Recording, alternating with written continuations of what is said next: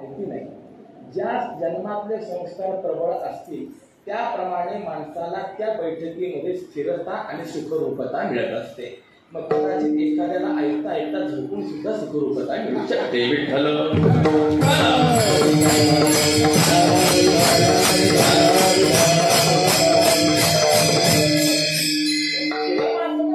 म्हणत असताना मला हा भाव सांगायचा आहे की बैठक आपल्याला जी योग्य असेल, कुणाला पद्मासन असेल, कुणाला कशी असेल, वज्रासन असेल, नातीनीचम, फार खाली नको, फार उंच नको, त्याची कारणं वेगळी आहेत. चैनाची नको शिवता, रेशमही असावं, त्यानंतर अजिल हरणाचं कातडही असावं आणि कुश दरभही असावे. एक अनुष्ठान प्रकाश नावाचा ग्रंथ आहे. या ग्रंथामध्ये कोणत्या कामना भेदाने कोणत्या आसनाचं आपण स्वीकार करावा याचे चिंतन दिलेलं आहे. त्या ठिकाणी खरं गोड वर्णन केलेलं आहे. कृष्णाची ज्ञान सिद्धी, हरणाच्या कातड्यावरती बसून जर साधना असेल तर ज्ञानाची प्राप्ती, ज्ञानसिद्धी होत असते. मोक्षश्री व्याघ्रचर्मणी, व्याघ्रचर्मावर बसून जर साधना असेल तर मोक्षश्री प्राप्त होते. पण हल्ली स्थिती अशी महाराज, व्याघ्रचर्म आणायला गेलं तर आणण्या अगोदरच मोक्ष प्राप्त व्हायचा. मोक्षश्री व्याघ्रचर्मणी, आपण ऋषी लोकांचे जर आसनं पाहिलं असे आपल्याला चित्रात पाहायला मिळतात. त्यानंतर काही जणांनी असा विचार मांडला की काय करावं. पाठ वगैरे घेतात, त्यावर बसतात. काष्ठासने व्याधीस्या, लाकडावर बसून जर साधना केली तर व्याधी निर्माण होते.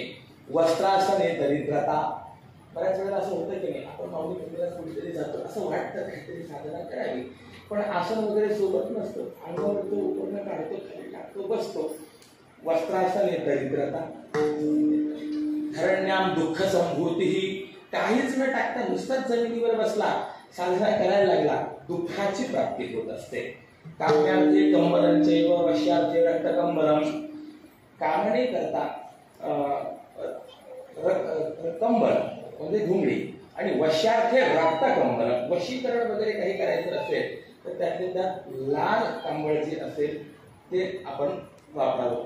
असं जवळपास 38 आसनांचा विचार मांडलेला आहे. बरं का, तर सगळ्या आसनांचं वर्णन पाहत असताना माझं संशोधन चाललंय. तसं महाराजांचं जीवनमुक्ती विवेकावर संशोधन चाललंय की प्लॅस्टिकच्या आसनावर बसून साधना केल्याने काय फळ मिळतं, अजून काही सापडलं नाही.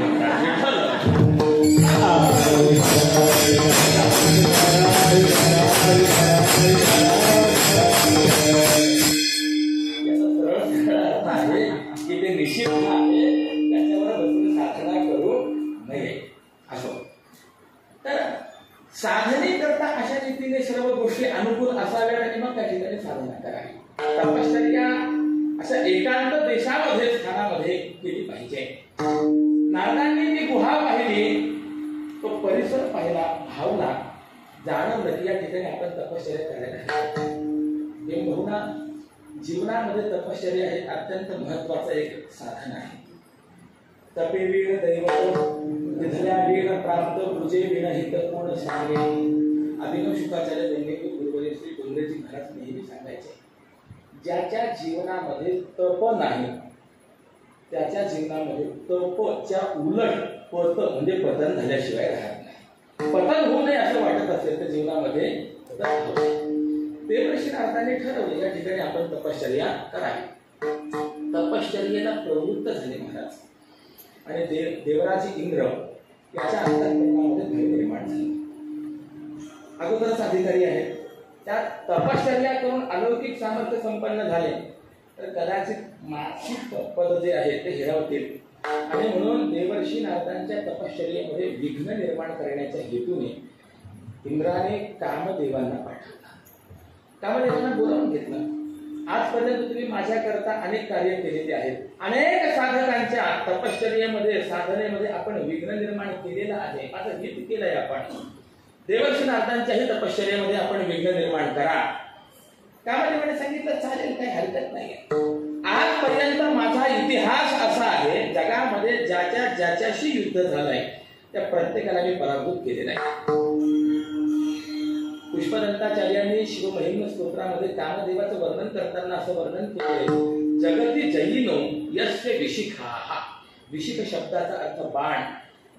या कामदेवाला कुसुमायुध असं म्हटलेलं आहे. पुष्पबाण म्हटलेलं आहे. फुलाची बाण आहे. 5 बाण आहेत त्याचे. परंतु फुलांची बाणं असून सुद्धा जगामध्ये एकेका बाणाने अनेक जण घायाळ केले. कामाजी कोतवालयाने नागविले. असा मी महायोद्धा आहे, देवर्षी नारदांच्या तपश्चर्येमध्ये विघ्न निर्माण करीन. आणि म्हणून कामदेव निघाले. देवराज इंद्राने सांगितलं सोबत अप्सरा वगैरे पण घेऊन जा. सर्व सैन्य घेऊन निघाला महाराज. आणि देवर्षी नारदांच्या तपश्चर्येमध्ये विघ्न निर्माण करण्याकरिता अनेक प्रयत्न केले, परंतु उपयोग काही झाला नाही. का उपयोग झाला नाही त्याचं कारण सांगताना स्वामी तुलसीदासजींनी विचार मांडलाय. नारद ज्या ठिकाणी तपश्चर्या करत होते त्याच ठिकाणी पूर्वकाळामध्ये भगवान शंकरांनी तपश्चर्या केली आणि भगवान शंकरांच्या सान्निध्याचा त्या भूमीवरती पडलेला जो परिणाम आहे त्या परिणामामुळे नारदाला कामदेवावरती विजय मिळवता आला होता. विठ्ठलो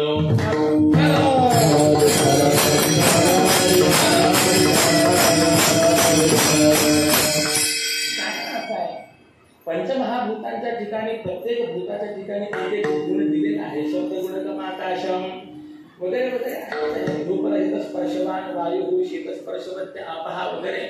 त्याप्रमाणे पृथ्वीच्या ठिकाणी तिचा गुण सांगितला. तत्र गंधवती पृथ्वी. पृथ्वी ही गंधवती आहे.